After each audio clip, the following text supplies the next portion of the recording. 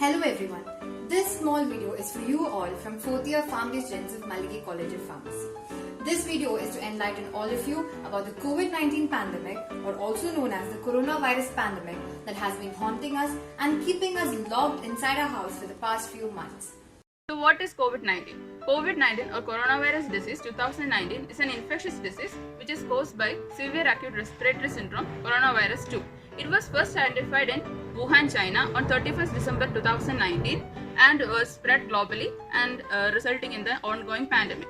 On 11th February 2020, WHO announced coronavirus as COVID-19 and WHO declared the COVID-19 outbreak a public health emergency of international concern on 30th January 2020 and as a pandemic on 11th March 2020.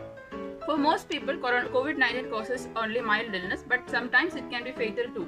And older people and those with pre-existing medical conditions like diabetes mellitus, hypertension, etc. are more vulnerable to the disease. On 29th December 2019, 4 cases was reported in Wuhan, the capital of central China's Hubei province. After research, then it became clear that COVID-19 occurred through exposure to the viruses, and majority cases was among male, while it suggested that the population at risk may be people with poor immunity function. COVID-19 has been found to have high level of transmissibility and epidemic risk. The cases confirmed in China is around 83k, Italy 222k, America 1.42 million, India 78k. Recovery cases in China to be 78k, Italy 113k, America 224k, India 26,235. Fatal cases in China is around 4,633. Italy 31,106, America 84,763, India 2,549. India reported around 67,000 of confirmed cases of COVID-19 as of the May 2020. Out of this, 21,000 patients were recovered from COVID-19 up till now, while 2,212 cases were fatal. State with the highest cases of COVID-19 as of the May is Maharashtra. They are having 22,000 of death. Now let's see the routes of transmission of COVID-19. There are 3 types of transmission of COVID-19: the symptomatic, pre-symptomatic and asymptomatic. Symptomatic is the case in which there is evident symptoms of coronavirus and the patient is tested positive, and there can be a transmission of COVID virus from the patient to other individuals. Second one is pre-symptomatic, in which it is an incubation period or the symptoms are yet to appear. In this stage also there can be transmission of the virus. There is a third one also, which is asymptomatic, in which the patient is having no symptoms at all but can be corona positive, but the transmission can also occur. COVID-19 affects different people in different ways. Most infected people will develop mild to moderate illness and recover without hospitalization. Most common symptoms are dry cough, fever, tiredness. Less common symptoms include aches or body pain, altered the taste or smell, headache, sore throat, diarrhea, rashes on the skin and discoloration of fingers. And the primary symptoms are fever, runny nose, sore throat, dry cough, shortness of breath and body ache. And the severe symptoms are high fever, that is greater than or equal to 100.4 degree Fahrenheit, pneumonia, chest pain, loss of speech and movement. If you are affected with coronavirus, it will take 5 to 6 days to show the symptoms and up to 14 days. Seek immediate attention if you have serious symptoms. Always call before visit your doctor and healthcare facilities. Difference between flu and COVID-19. In flu, symptoms begin 1 to 4 days after exposure, while in COVID-19, symptoms begin 1 to 14 days after exposure. Flu. It is caused by influenza virus. There are many strains. COVID-19. It is caused due to the SARS-CoV-2 virus. Complication in flu lessly like to occur because of immunity built up over the time. While in COVID-19, complication, severe respiratory complication may come on extreme quickly. In flu, preventive measure can be given as the flu shot, while in COVID-19, prevention can be self-isolation. What are the risk factors of the coronavirus? The risk factors are the variable which are associated with the increases in the disease or the infection. So based on the clinical studies and the medical investigation, it has been concluded that these all are the risk categories. The first one is the persons whose body mass index is 40 or more than 40. The next one is the old age. The next one is the person with underlying the heart condition like CHF, cardiac arrhythmia, etc. Then the person with the chronic kidney disease, then with the diabetes, then the pregnant woman, then the child. Under this, the old age people and the child and the person with the diabetes and also underlying respiratory condition like asthma, COPD. This the main risk categories. Coronavirus is capable of causing both upper respiratory tract infections and lower respiratory tract infections. So how does this virus cause these respiratory symptoms?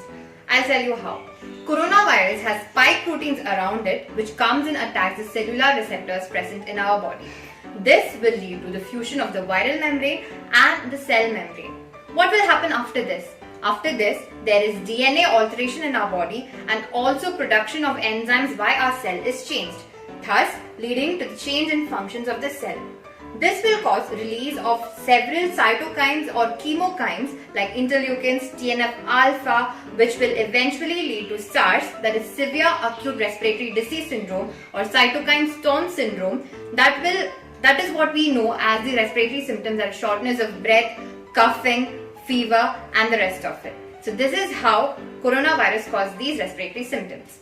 Diagnosis: reverse transcriptase polymerase chain reaction test, which is mainly used to detect the small amount of viral RNA, and second one is chest CT, which used to detect the viral pneumonia types, and the other tests which are used to carry out is a flu-like or any difference in the blood counts.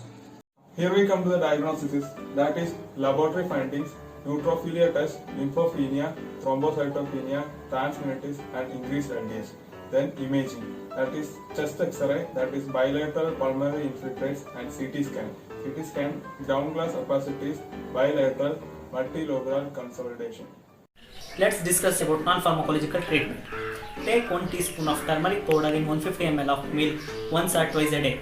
Drink herbal tea or decoction made from tulsi, dalchini, black pepper, and dry ginger once or twice a day. Add jaggery or fresh lemon juice to your taste if needed. This mainly enhances immunity. Daily practice of yogasana, pranayama, and meditation for at least 30 minutes. Clove powder mixed with natural sugar or honey can be taken 2 to 3 times in a day. In case of cough or throat irritation, drink warm water throughout the day. Supportive treatment. So what is supportive treatment of COVID-19? Sometimes you have to provide extra oxygen or supplement oxygen, or even putting someone on a mechanical ventilator temporarily for those patients who is extremely ill. So we can protect ourselves by practicing good supportive care, like maintain airway, breathing and circulation, to correction of electrolyte imbalance or stay hydrated, to correct body temperature, or we can take some medications for fever or body ache to control over it. Maintain hygiene, isolation to prevent spread, and corticosteroids should be avoided due to potential for prolonging viral application. For the treatment of COVID-19, in mild cases we are considering oseltamivir for the high-risk influenza suspects and antibiotics if needed. If the test is negative, then go for the symptomatic management. If the test is positive, then home isolation for 7 days and self-monitoring for fever. And high-risk individuals may be considered for admission based on the clinical judgment. High risk for severe diseases include age greater than 60 years, cardiovascular diseases including hypertension, diabetes mellitus and other immunocompromised status, chronic lung, kidney or liver diseases. In the moderate condition, patients are treated along with oxygen supplement as the lungs of the patient will be infected, blocked, and patient may experience difficulty while breathing. Drugs like antitussives are given to reduce the cough and antibiotics are given to reduce the elevated body temperature. The currently used drugs in the treatment of coronavirus infection are hydroxychloroquine. Hydroxychloroquine is an anti-malarial drug. It also has antiviral property to treat the coronavirus infection. It acts by altering the cell signaling pathway. It is given 200 mg twice daily. For other drug used is lopinavir. It is HIV protease inhibitor. The ritonavir drug is also combined with the riponavir as the half-life of the drug will be increased. It is also given 200 mg twice daily. Attempts are also made to treat the blood clots by using thrombolytics and blood thinners. According to WHO guidelines, corticosteroids must be avoided unless it has any other indications. If the patient condition improves clinically, again the patient is tested by taking 2 samples of at least 24 hours apart. Then if both the sample tests negative, then patient can be de-isolated. In case if patient condition worsens, patient must be shifted to ICU. Standard care should be taken to the patients on ventilator. Fluid management to restore the dehydration. High flow nasal oxygen cannula should be given in the respiratory tract failure patients. It's for plasma therapy. Now about plasma. It is the single largest component of human blood, comprising about 55% and contains water, electrolyte, enzyme, antibody and other proteins. Now plasma therapy. It is used by a healthcare worker since 1918 at the time of H1N1 influenza virus. Now recent in 2014 at the time of Ebola virus. So how it is using by a healthcare worker? So in that we drawing of blood from a recovered COVID patient and then after extract the antibodies. Then second part is in that we ingest into the COVID-19 infectious patient under treatment, and the third one it is targeting and fighting the novel corona result in the patient. It is acting as a passive immunization mechanism of action. So these antibodies are highly specific to invading pathogen and so work to eliminate the novel coronavirus from the patient body. Mumbai, a 53 years old patient at Lalke Hospital died due to deteriorating condition after getting first dose of plasma treatment. So still plasma therapy is on trial and not approved for the corona treatment. Public responsibilities to fight against COVID-19. Social distancing. It is a practice of avoiding a close contact with the people to prevent the spread of infection. What to be avoided? Group gatherings, visiting malls, concerts, or traveling. Keep a distance when you visit a grocery store, medical store, or local restaurant. What is safe to do? Clean your closest, clean your yachts, yard work, cook a meal. How to prevent others from getting infected? While coughing or sneezing, cover your mouth or nose with tissue or flexed elbow. Do not spit in the public. Encourage smokers to quit smoking as they are at high risk. Avoid physical contact when greeting. Instead, say namaste, wave or bow. Use mask and avoid touching it with your hands. If you do, clean your hands with hand sanitizer or soap and water. Stay home, stay safe. The main precaution to protect ourselves from getting infection is to do that. Wash hands.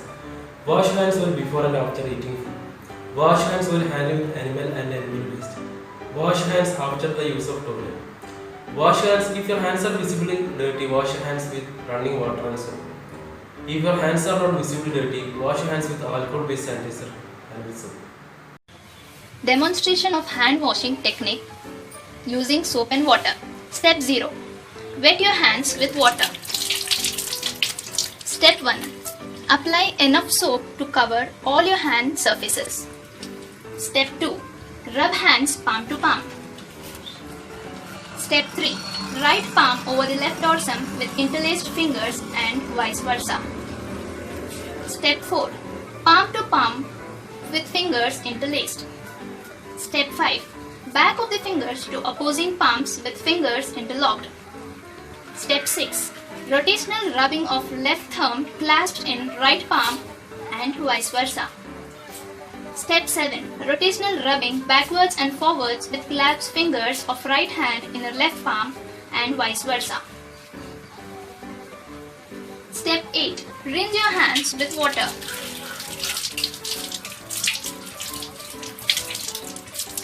Step 9. Dry thoroughly with single-use towel.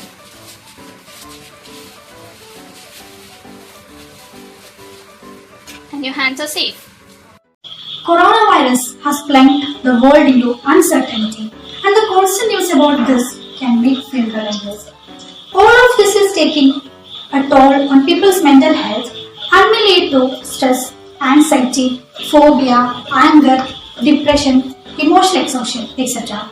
These are due to separation from the loved ones, detachment from the public, lack of routine, lack of freedom, and lack of access to basic supplies job concerns, financial losses. We can rectify this by exercise, doing meditations, keep learning, be active, limit the news, have breaks from social media which are negative triggers, stay connected with people. Corona stay positive.